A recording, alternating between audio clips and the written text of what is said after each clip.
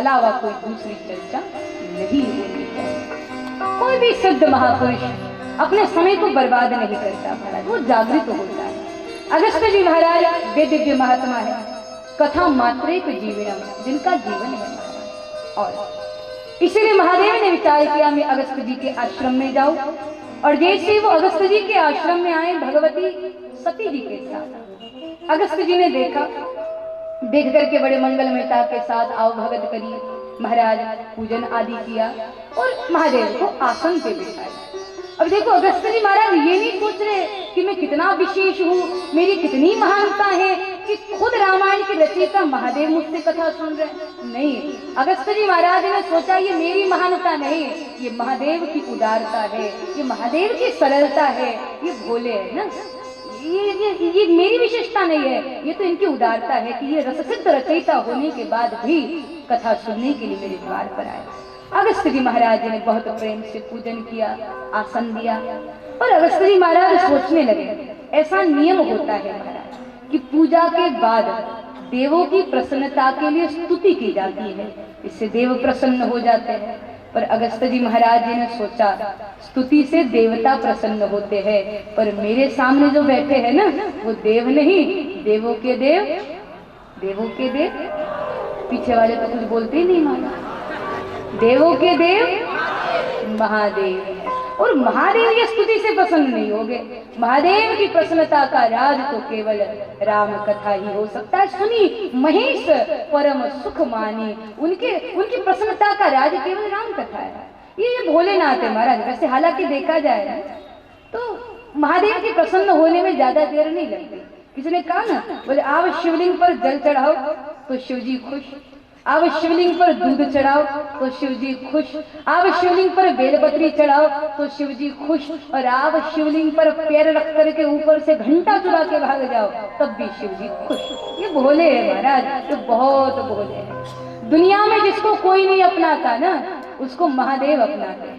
तभी तो दुनिया के सबसे विषैले जीव सर्प को भी इन्होंने अपने गले का आभूषण बना रखा है महाराज। ये पशुओं को भी सनात करने वाले हैं, तभी तो इनका एक स्वरूप पशुपति नाथ भी है महाराज। ये बहुत बोल है। देखो जब मंथन हुआ अमृत भी निकला और विष भी निकला, तो अमृत पीने के लिए हर कोई दौड़ा और विष पीने के लिए कोई तैयार नहीं हुआ।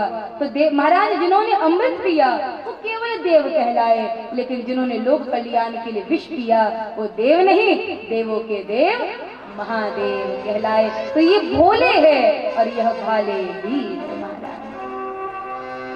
मेरे भोले बाबा को अनाड़ी मत समझो, मेरे भोले बाबा को अनाड़ी मत समझो, मेरे भोले बाबा को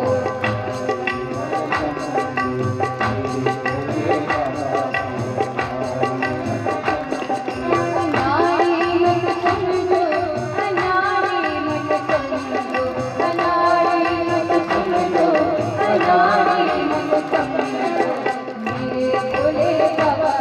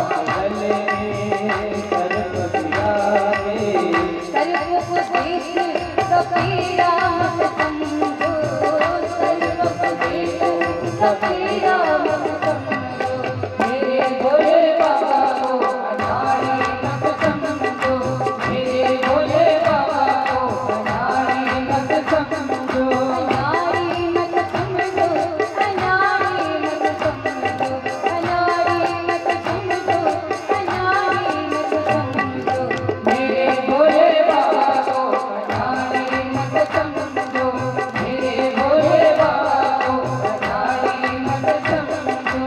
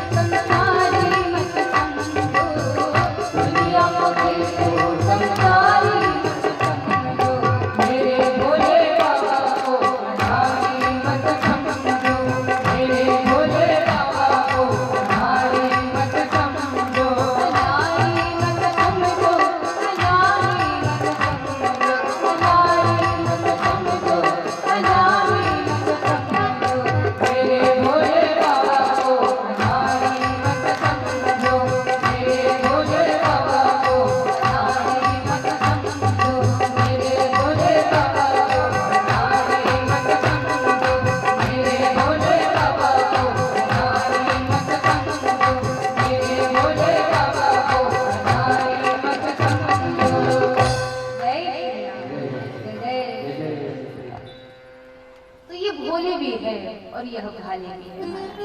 जब रावण सीधा बन करके आ गया तो सोने की लंका दे दी, और जब वही रावण टेढ़ा हो गया तो उसके लिए त्रिशूल भी तो उठा लिया।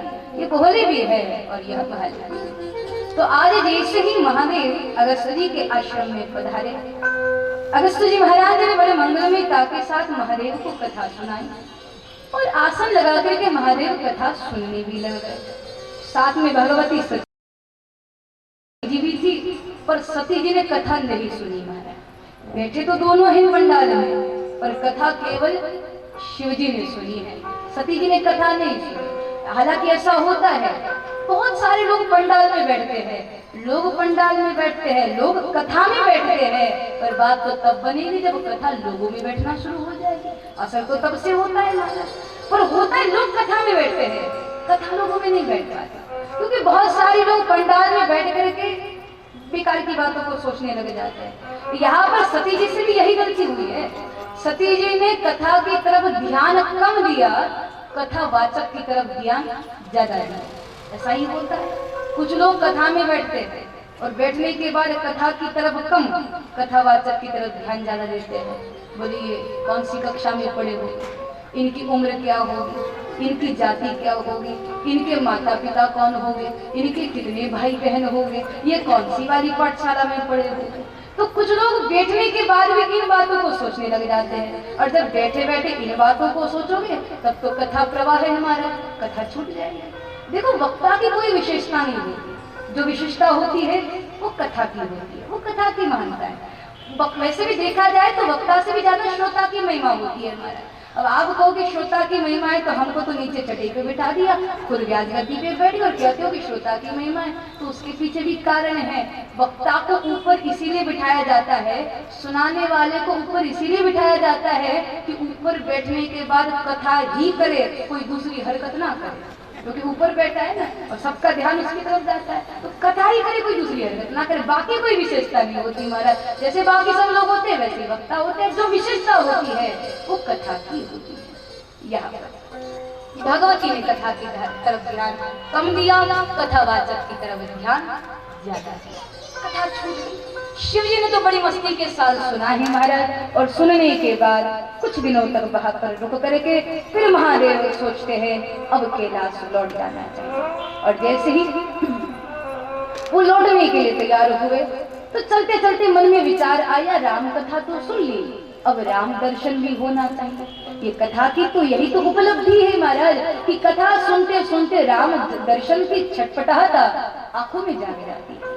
यदि उसको सुनने के बाद उससे मिलने की ललक ना जागे तो समझना अभी भी सुनने में कुछ कमी रह गई है। तभी तो भागवत के पृथु महाराज जी ने 10,000 कान मांगे कि 10,000 कानों की शक्ति इन 2 कानों में दो, ताकि सुनता रहो, दर्शन की प्यास बढ़ती रहे, ललक बढ़ती रहे। सुनने के बाद तड़प जाग जाती है महाराज। और ये कथा की विशेषता है, सुनने के बाद भगवान का साक्षात्कार होता है। और उसका क्रम है, पहले श्रवण करो, फिर मनन करो, फिर निधिध्यासन करो, फिर भगवान का साक्षात्कार आपको जरूर होगा। ये नियम होता है कि जब आप मंडाल में बैठो ना, एकाग्र भाव के साथ कथा सुनो, मन लगा करके श्रवण करो, आसन वासन लगा करके सुनो। कथा सुनने का भी नियम होता है हमारा। ऐसा नियम है कि सुखासन लगा करके कथा सुननी चाहिए। और बड़ी दिक्कत यह है, शुरू में तो लोग आसन वासन लगा करके सुनते हैं, और ज्यादा तकलीफ होने लग जाए ना पावों में, तो फिर पावों को व्यास गद्दी की तरफ फैलाना शुरू कर देते हैं और कहते व्यास जी आप कथा भी सुनाओ और हमारे चरणन का दर्शन भी करो। लेकिन बाद में कुछ और गड़बड़ हो जाती है, फिर बैठे बैठे और ज्यादा तकलीफ होने लग जाती है, तो लोग एक और ही आसन निकाल लेते हैं। फिर तो ऐसे घुटनों को छाती के पास पकड़ करके बैठ जाते हैं। देखो अगल बगल में कोई बैठा हो, ऐसे घुटनों को छाती के पास पकड़ करके बैठता है। इस आसन का भी एक नाम है महाराज, पता है क्या नाम है? इस आसन का नाम है दरिद्रासन। क्या नाम है? ये जैसे घुटनों को पकड़ के बैठते हो ना छाती के पास, इसका नाम है, आप बिल्कुल बाबा, इसका नाम है दरिद्रासन। तो कहते इस आसन में बैठ करके अगर इंद्र भी कथा सुने ना, तो गारंटी के साथ वो भी दरिद्र बन जाए महाराज। तो आपका और हमारा क्या, इसलिए बढ़िया आसन वासन लगा करके सुनना चाहिए, मस्ती के साथ सुनना चाहिए। तो एक तो पहले श्रवण करो, श्रवण करने के बाद घर जाकर के मनन करो कि जो हमने आज कथा में सुना उसमें से ऐसी कौन कौन सी बातें हैं जिसको मैं अपने जीवन में उतार सकता हूँ। मैं मानस की कौन से प्रसंग से मेरे जीवन का मेल बनता है? क्या मैं मानस की शबरी हूँ? क्या मैं मानस का केवट हूँ? क्या मैं मानस का सुतीक्ष्ण हूँ? थोड़ा गौर करना चाहिए, मनन करना चाहिए। घर जाने के बाद कथा सुन करके जब लौटो, कम से कम 5 मिनट तक खुद के साथ मीटिंग करनी चाहिए कि कथा की ऐसी कौन सी बातें रहे कि जिसको यदि मैं जीवन में लाऊंगा तो मेरे जीवन में चमत्कार होगा। तो मनन करना चाहिए। तो पहले कर लिया हमने श्रवण, फिर कर लिया मनन, और फिर करना है निधिध्यासन, यानी उन बातों को अपने जीवन में उतारने की कोशिश करनी है। इतना यदि आपने सावधानी के साथ कर लिया तो चौथा सूत्र है साक्षात्कार। पहले श्रवण करो, फिर मनन करो, फिर निधिध्यासन करो, तो भगवान का साक्षात्कार जरूर हो जाएगा। हम लोग क्या करते हैं? श्रवण करते हैं शास्त्र का, मनन करते हैं विषयों का, निधिध्यासन करते हैं रुपयों का, और फिर साक्षात्कार होता है हमको दुख का। फिर कैसे बात बनेगी? साक्षात्कार होता है, कथा सुनने से भगवान को पाने की ललक मन में जागती है, वो तड़प जागती है। पर सुनो तो सही, बिना सुने थोड़ी ना बात बनेगी। शिव जी ने सुनी, भवानी ने देखी। कुछ लोग कथा सुनने के लिए जाते हैं, कुछ लोग कथा देखने के लिए जाते हैं। जो सुनने के लिए गए वो कथा के बाद बता सकते हैं आज कथा में कौन सा भजन दिया गया, आज कौन से प्रसंग पे चर्चा की, वो ये बताएंगे। और जो कथा देखने के लिए गए थे वो तो यही बताएंगे, पंडाल में परदेश रंग के लगे थे, भंडारे में चावल ऐसा पका था, इस रंग के कपड़े आज इन्होंने पहने थे, क्योंकि वो कथा को देखने को गए थे। एक कथा को देखने के लिए जाता है, एक सुनने के लिए जाता है। शिव ने सुनी है, सुनी महेश परम सुखमानी, भवानी ने देखी है। और इसीलिए जैसे ही महादेव जाने लगे, चलते हुए महादेव के मन में उत्सुकता जागी, राम दर्शन होना चाहिए। घटना कुछ ऐसी घटी महाराज, महादेव आकाश मार्ग से जा रहे हैं और भगवान राम उसी समय दंडकारण्य की भूमि में अपनी माता पिता की आज्ञा को मान करके महाराज भूमि पर विचरण कर रहे हैं। महादेव के मन में उत्सुकता थी और नीचे से भगवान राम जा रहे हैं। महादेव ने जैसे ही भगवान राम को देखा गदगद हो गए महाराज। अब भी अपनी कथा सुनी राम की और राम दर्शन भी हो गया, आह्लादित हो गए महाराज, गदगद हो गए। पर प्रश्न यह था, दर्शन तो हो गया पर प्रणाम भी करना चाहिए ना, तो क्या पास में जाकर के प्रणाम करूं या दूर खड़े खड़े वंदन करूं? क्योंकि पास में जाकर के यदि प्रणाम करूंगा तो भगवान की लीला में बाधा पड़ जाएगी। लोग जान जाएंगे कि जो प्रकट हुए हैं वो साक्षात परब्रह्म परमात्मा है, तो ऐसे तो भगवान की लीला में बाधा पड़ जाएगी। तो क्या करूं, प्रणाम करूं या खड़े खड़े यही वंदन कर दूं?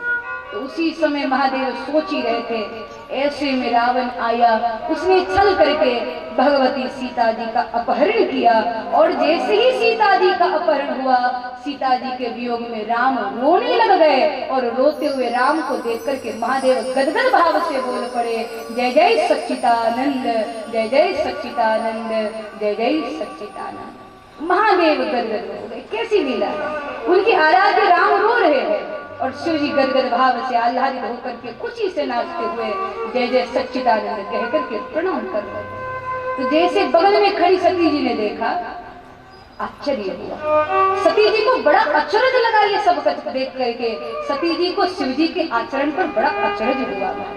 सती जी निर्णय न लगा पाई, तो उन्होंने महादेव से पूछा, कहा ना आप तो जगत के पिता हैं, जगत के नाथ हैं, और जगत के पति होने के बाद भी एक साधारण से राजकुमार को आप प्रणाम करो, वो भी सच्चिदानंद कह करके।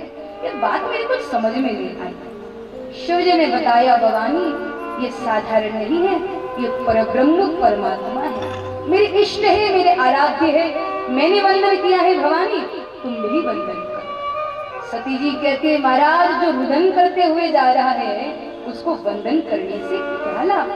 जहां तक मैं जानती हूँ ये अयोध्या के अवधेश महाराज के बेटा है और इनका नाम राम, इनका नाम लक्ष्मण है, आप इनको सच्चिदानंद कह करके प्रणाम करो।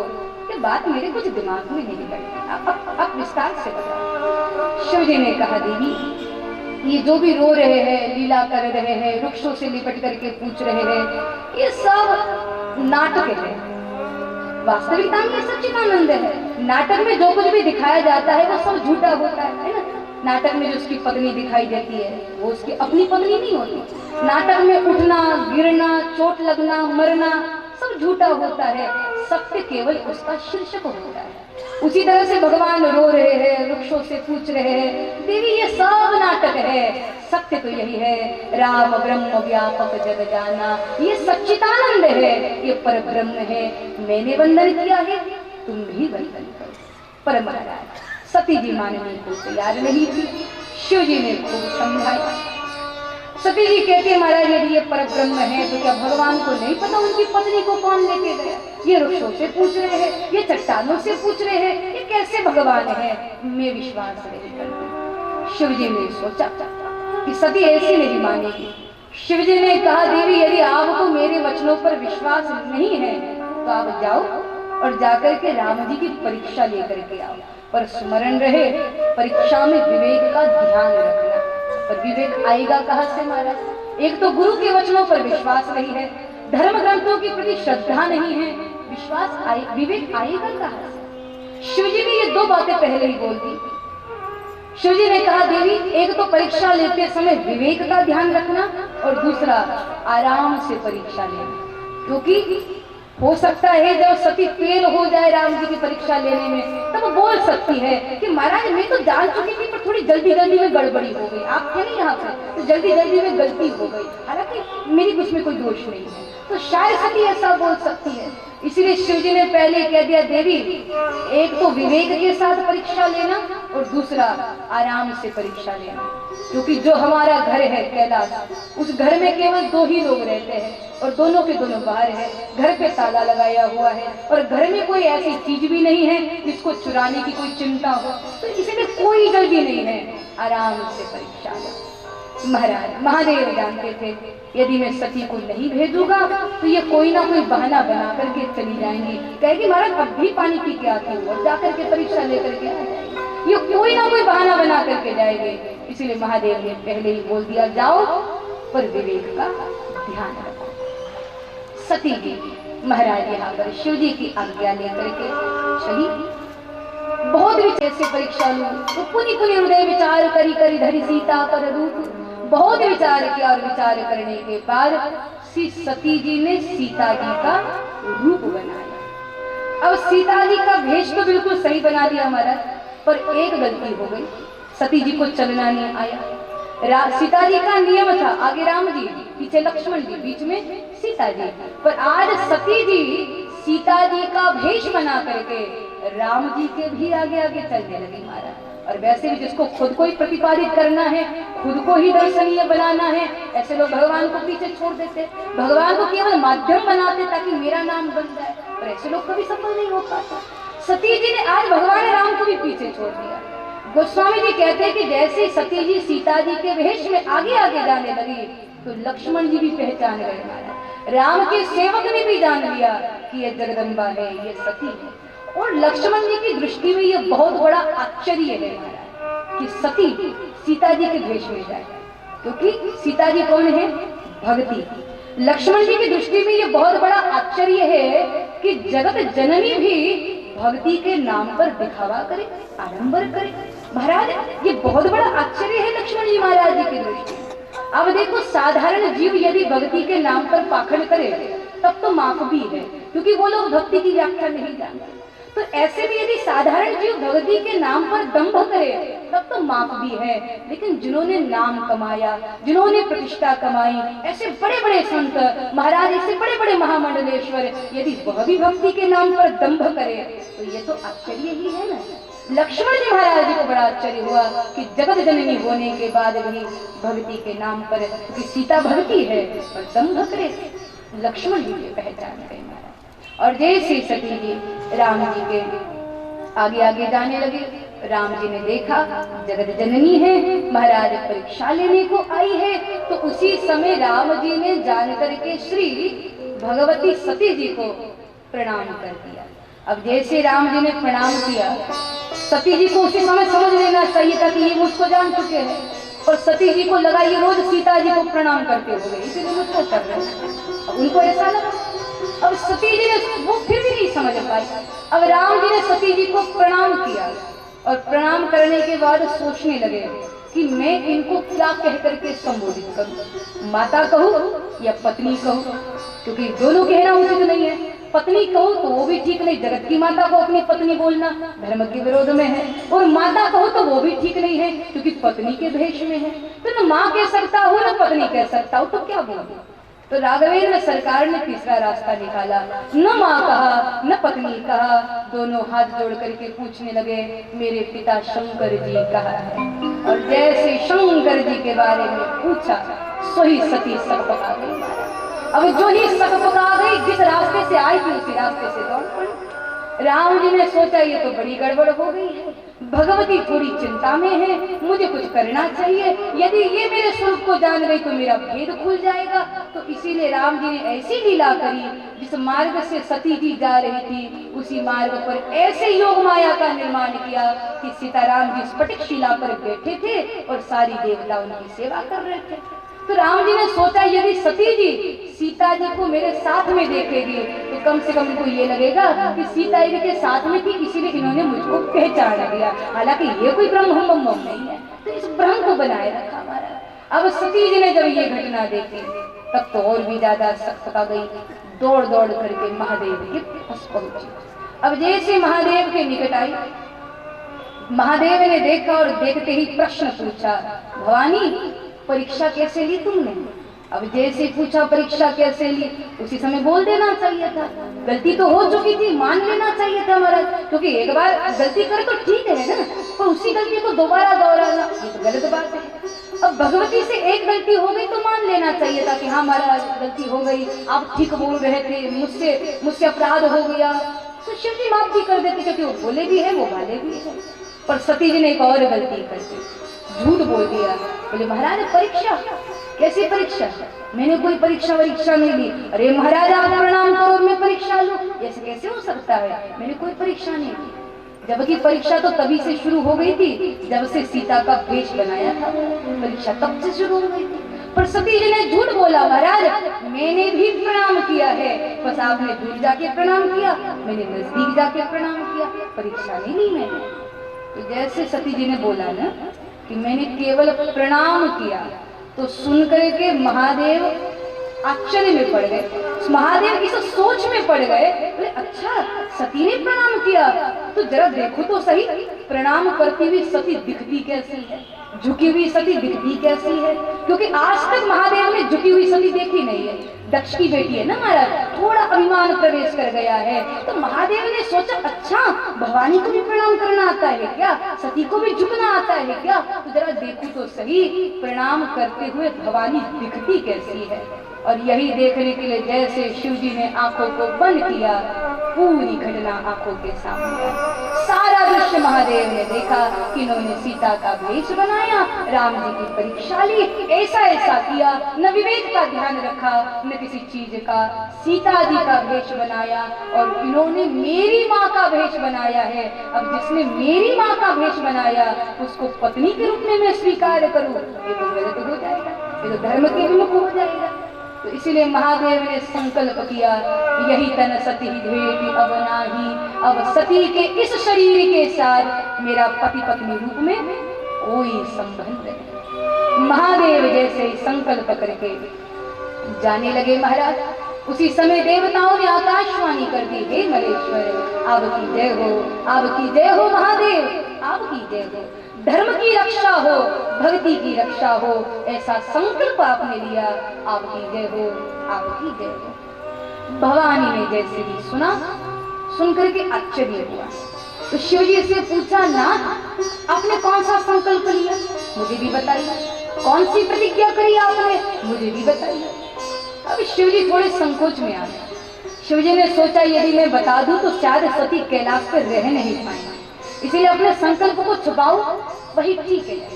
तो इसीलिए सती जी बार बार पूछती रही, पर शिव जी ने एक बार भी अपने संकल्प को सती के सामने उजागर नहीं किया।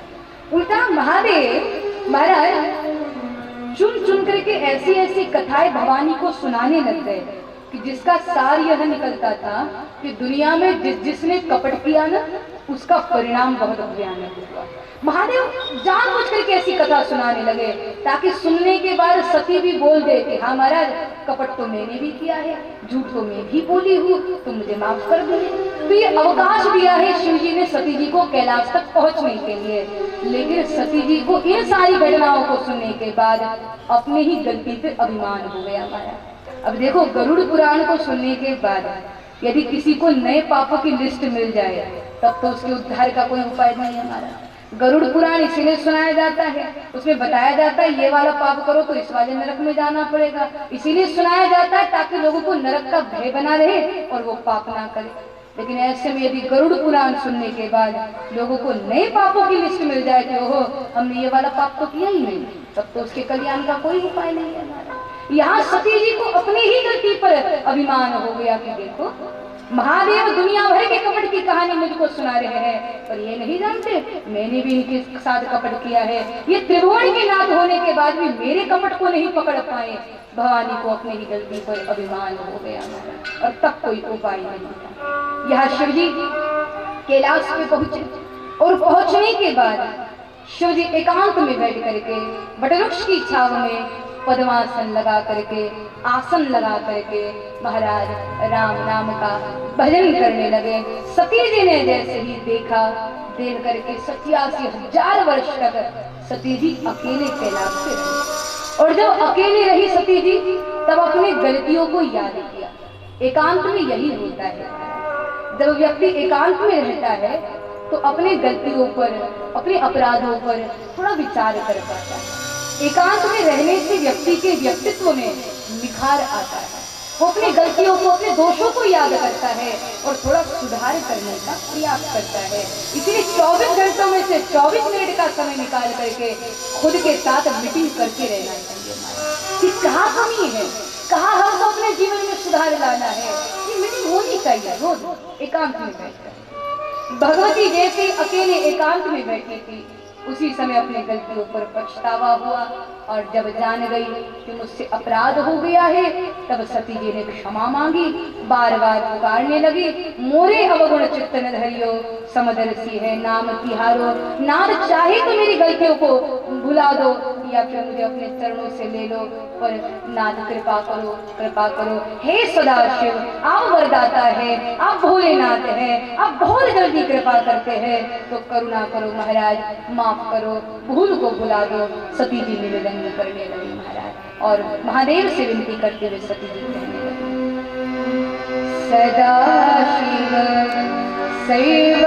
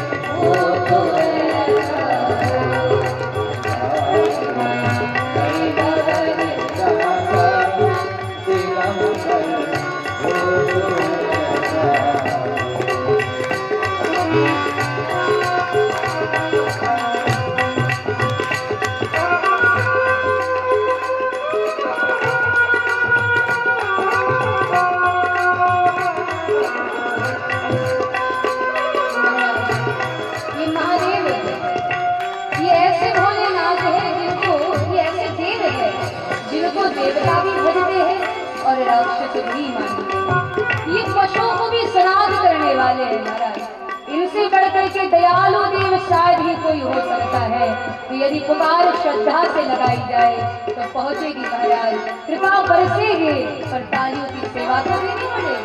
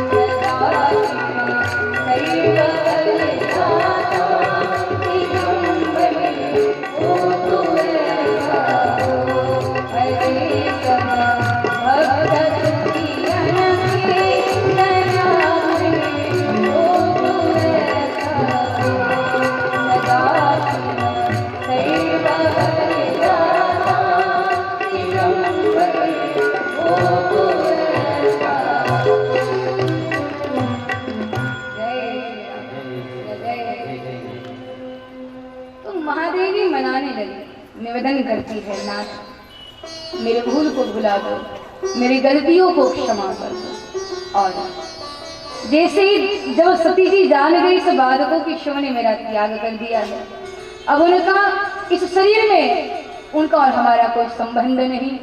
तब सती जी इतनी व्याकुल हुई, महाराज बार बार देवों को मनाने लगी, निवेदन करती है कि अवलंबन कोई ऐसी व्यवस्था करो जिससे मेरा ये पापी परित्यक्त शरीर विनष्ट हो जाए।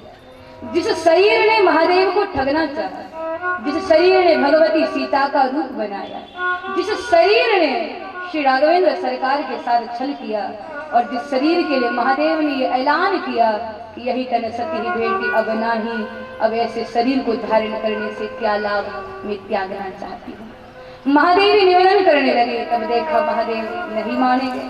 तो अब की बार भगवती महाराज मनाना चाहती है शिव को, लेकिन मन मही राम सुमिरी सयानी, भजन कर रही है राम का। मनाना है महादेव को, पर जब नाम जप रही है राम जी का, क्योंकि सती जी जान चुकी है शिव जी इसीलिए नाराज नहीं है कि मैंने उनसे झूठ बोल दिया, बल्कि शिव तो इसीलिए नाराज है क्योंकि मैंने राम के दरबार में कपट कर दिया।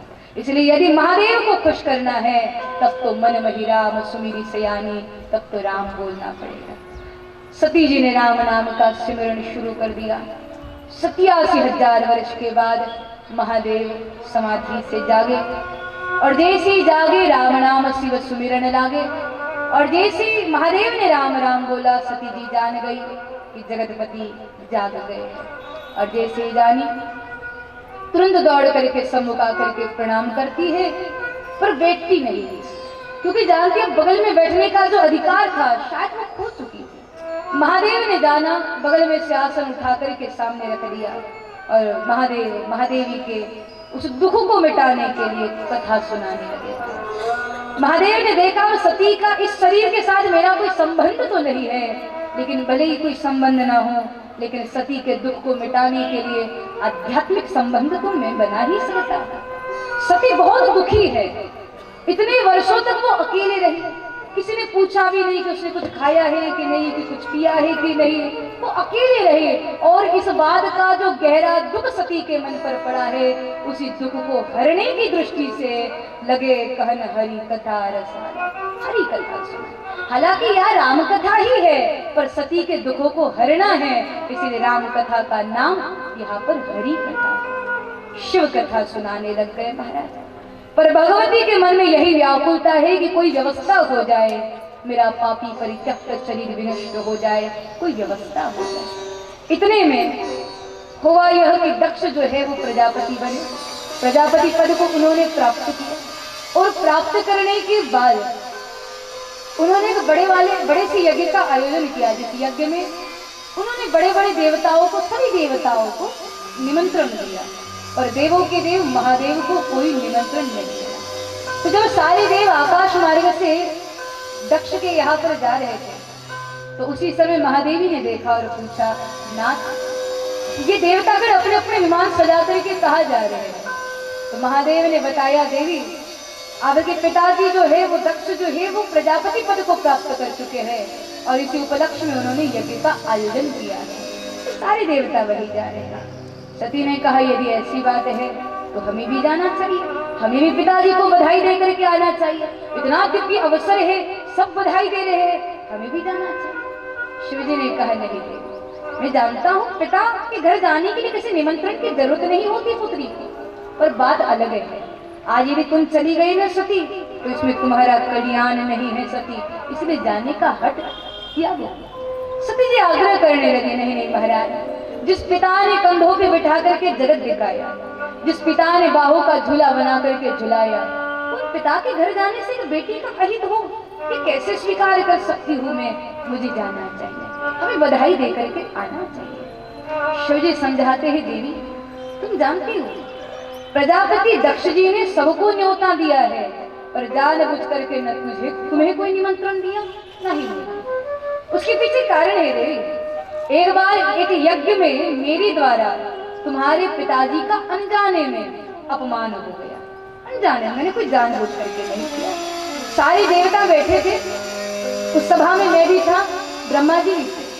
तब महाराज दक्ष जब आए तो दक्ष जी के सम्मान पर सबके सब देवता खड़े हो गए, केवल दो लोग खड़े नहीं हो पाए, एक तो मैं और दूसरे ब्रह्मा जी। ब्रह्मा जी इसीलिए खड़े नहीं हुए क्योंकि ब्रह्मा जी ने सोचा मेरा बेटा है, बेटे के स्वागत के लिए बाप खड़ा हो ठीक नहीं लगता ना, तो ब्रह्मा जी खड़े नहीं हुए। मैं इसीलिए खड़ा नहीं हो पाया देवी क्योंकि उस समय मैं राम नाम को बज रहा था और राम नाम को गाते गाते मैं इतना लीन हो गया कि पता ही नहीं चला तुम्हारे पिता कब आए, कब सब उनके स्वागत के लिए खड़े हुए और कब सबने उनका सम्मान किया। तो देखो भवानी, मैंने तुम्हारे पिताजी का कोई अपमान नहीं किया, बस सम्मान नहीं कर पाया, तो सम्मान के अभाव को तुम्हारे पिता ने अपना अपमान समझ लिया। ऐसा होता है, जिन लोगों को हमेशा सम्मान में रहने की आदत होती है ना, किसी दिन यदि उनका सम्मान कम हो जाए तो कम सम्मान भी उनको अपमान सरीका लगने लग जाता है। जिनको हमेशा भीड़ में रहने की आदत होती है, यदि किसी दिन भीड़ कम हो जाए तो कृत्रिम बना लेंगे, पैसा दे करके कि आप आओ, हम आपके आने जाने की व्यवस्था बना देंगे, आपके भोजन की व्यवस्था बना देंगे, बस आकर के हमारा भाषण सुनो, क्योंकि भीड़ में रहने की आदत है। तो जब तक 20-30 लोगों का धक्का नहीं लगता तब तक मजा नहीं आता हमारा। तो जिनको हमेशा सम्मान में रहने की आदत है, किसी दिन सम्मान कम हो जाए तो कम सम्मान ही अपमान से लिखा लगता है। दक्ष का कोई अपमान नहीं किया था महादेव ने, सम्मान नहीं कर पाए, उसी को अपमान समझ बैठा दक्ष। और इसीलिए दक्ष ने यह निर्णय लिया कि अब की बार जो यज्ञ का आयोजन करूंगा ना, उसमें सारे देवताओं को बुलाऊंगा पर महादेव को कोई निमंत्रण नहीं दूंगा। तो शिवजी समझा रहे हैं, भवानी अब की बार जाने का हट त्याग दो, तुम्हारा कल्याण नहीं होगा। पर सती जी न मानी महाराज, और सती जी ने हट कर दिया, आग्रह कर दिया, मुझे तो जाना है पिता के घर।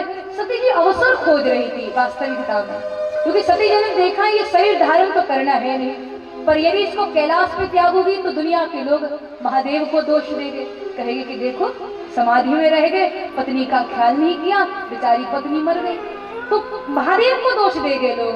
तो कुछ ऐसा करना चाहिए, अवसर मिले कैलाश से बाहर निकलने का, सोई अपने पापी शरीर को त्याग दूं, इसलिए जिद कर रही है भगवान।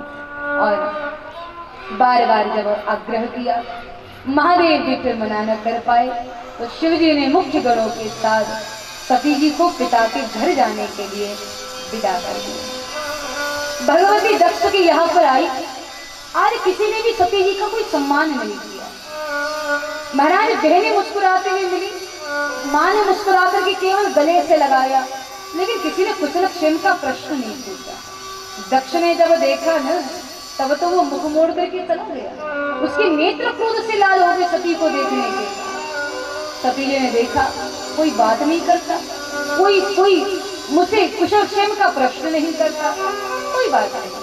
इसीलिए महादेव की पत्नी है महाराज, जो महादेव हलाल विष को पचा सकते हैं, क्या उनकी अर्धांगिनी अपमान के 2 घूंट को नहीं पचा पाए? सती जी ने सोचा कोई बात नहीं, यज्ञ चल रहा है, मैं जाऊं यज्ञ में आहुति दे दूं और यहाँ से प्रस्थान करूं। तो जैसे भगवती यज्ञशाला में गई, आश्चर्य, उन्होंने देखा यज्ञशाला में सारी देवताओं के लिए आसन है। इंद्रदेव, अग्निदेव, वायुदेव, सूर्यदेव, पवनदेव, चंद्रदेव, सारे देवों के लिए आसन है, पर देवों के देव महादेव के लिए कोई आसन नहीं। ये देखने के बाद सती जी बहुत व्याकुल हुई। सती जी ने सबका अपमान किया।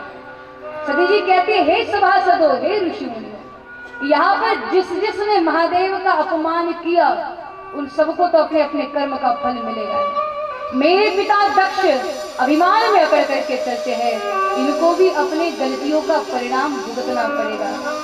देखो, जिसने महादेव की निंदा की या सुनी उन सबको अपने अपने कर्म का फल मिलेगा, क्योंकि ये दुनिया है और यहाँ पर जो भी क्रिया की जाती है उसकी प्रतिक्रिया मिलती जरूर है, कर्म का प्रतिफल मिलता ही है।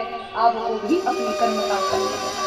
पर अब मैं ऐसे पिता की पुत्री बनकर के नहीं जीना चाहती जो समय समय पर महादेव का अपमान करता हो। मैं ऐसे पिता की पुत्री बनकर के नहीं जीना चाहती जो महादेव की निंदा करती हो। तो मैं अब इस शरीर को धारण करने से भी क्या लाभ, जिस शरीर का महादेव त्याग कर चुके हैं, जो शरीर दक्ष के शुक्राणु से बना हुआ है, अब ऐसे शरीर को त्यागने में ही मेरा कल्याण है। और यही सोच करके भवानी ने अपने साधना के बलबूते पर योगाग्नि को प्रकट किया और उसी योगाग्नि में भगवती ने अपने शरीर को भस्म कर दिया। जैसे योगाग्नि में महादेव के अपमान के इस योगाग्नि में जैसे भगवती ने अपने शरीर को भस्म किया, यह शिवगणों को पता चला। शिवगणों ने महाराज आकर के सारी यज्ञ को विध्वंस कर दिया, सब कुछ तहस नहस कर दिया। महादेव को जब पता चला, महादेव ने अपनी एक जटा को उखाड़ करके जोर से जमीन पर पटकते ही वीरभद्र प्रकट हो गया। वीरभद्र ने दक्ष का सिर का छेदन कर दिया, सब कुछ तहस नहस हो गया। और जब महादेव ने भवानी के ऐसे श्री विग्रह को देखा, योगाग्नि में वो शरीर भस्म हो चुका है। जैसे महादेव ने देखा, क्रोध में आ गए भोलेनाथ और क्रोध में आकर के महादेव तांडव करने लग गए। महाराज पूरी पृथ्वी थरथराने लग गई, पृथ्वी भयंकर स्थिति में आ गई, क्योंकि आज महाकाल महाराज तांडव नृत्य जो करने लग गए। या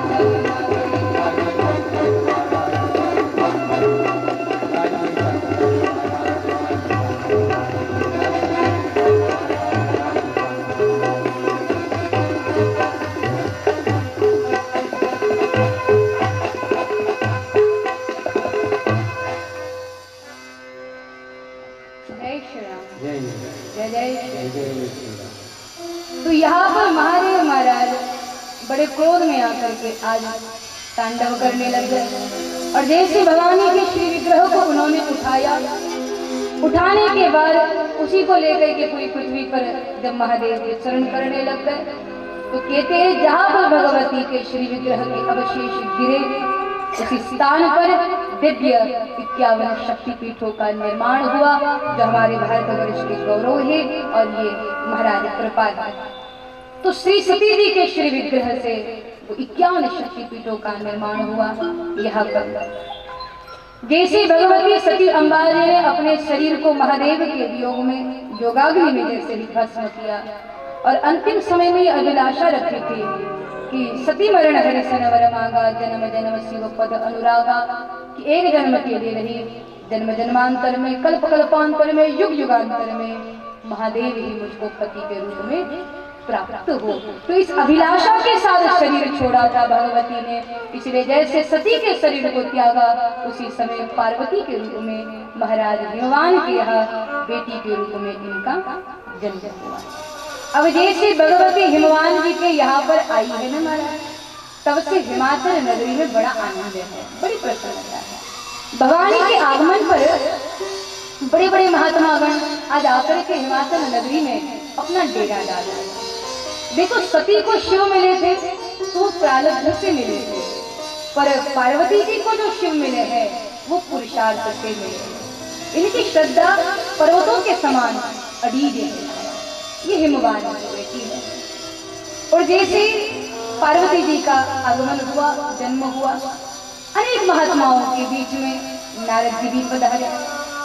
नारद जी के आगमन पर हिमवान जी ने बड़ी आवभगत करी, बड़ी सेवा करी और कहते महाराज आप पधारे, बड़ी कृपा की है आपने, एक और कृपा कर दीजिए, मेरे पुत्री के भाग्य के विषय में थोड़ा सा वर्णन कर दीजिए।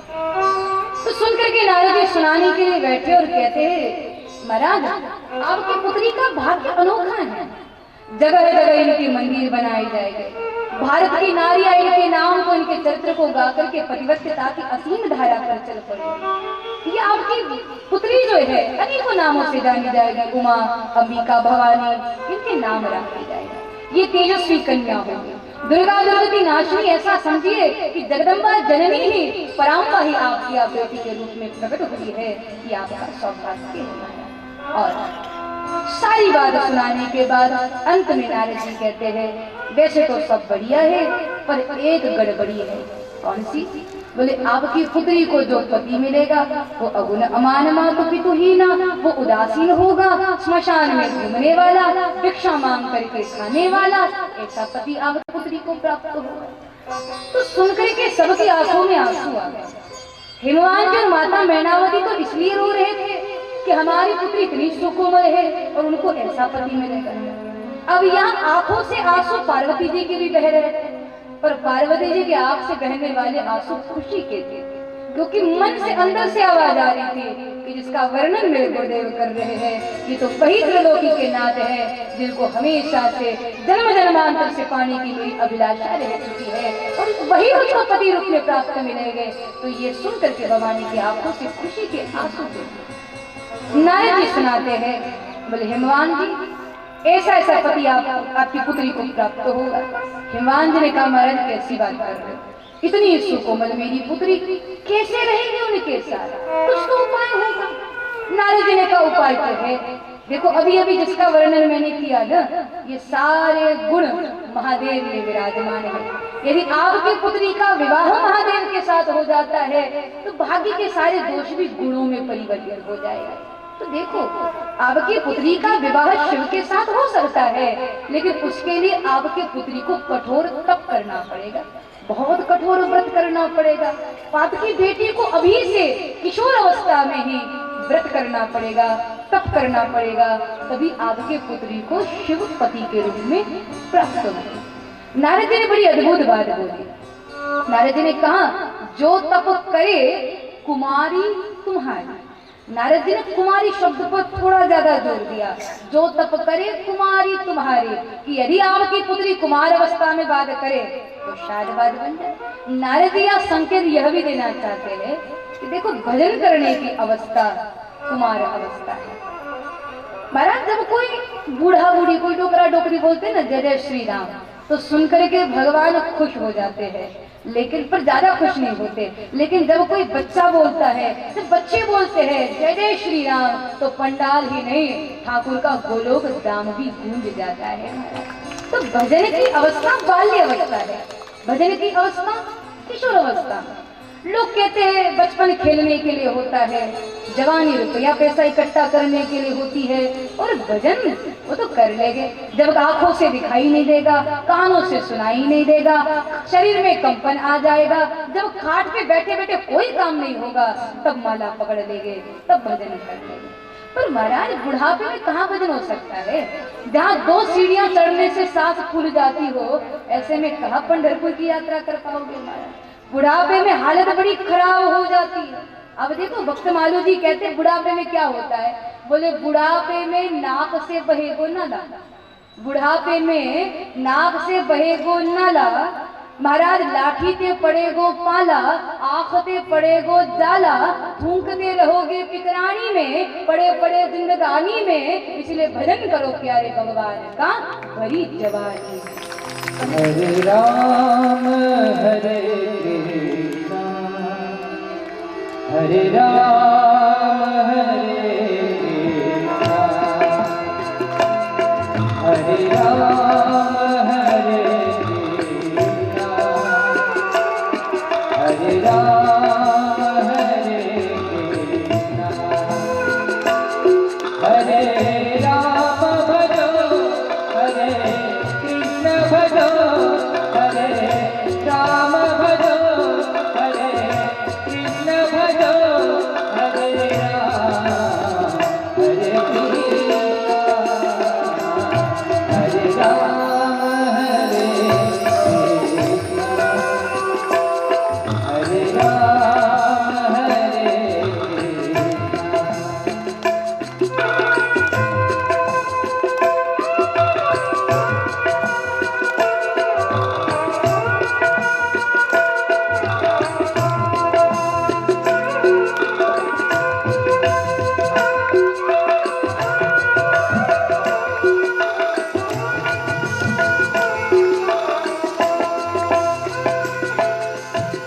सीताराम सीताराम